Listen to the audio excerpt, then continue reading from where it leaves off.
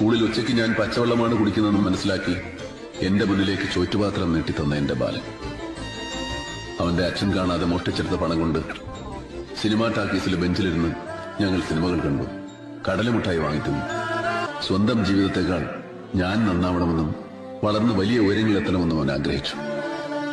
അവന്റെ അച്ഛൻ ഊണ് കഴിക്കാൻ പോകുന്ന തക്കം നോക്കി അവൻ എനിക്ക് മുടി വെട്ടിത്തരും. എനിക്ക് വായിക്കാൻ പുസ്തകങ്ങൾ തരും. എന്നിലൊരു നടനുണ്ടെന്ന് ആദ്യമായിട്ട് പറഞ്ഞവനായ അവനിലൂടെയാണ് ഞാൻ ലോകം കണ്ടത്. എന്നെ സ്വപ്നം കാണാൻ പഠിപ്പിച്ചവനായ ഒടുവിൽ സിനിമ പഠിക്കാൻ മദ്രാശിയിലേക്ക് പോകുമ്പോൾ കാതിലെ കടുക്കൻ വിട്ട കാശുമായി അവൻ എന്റെ അടുത്തേക്ക് വന്നു.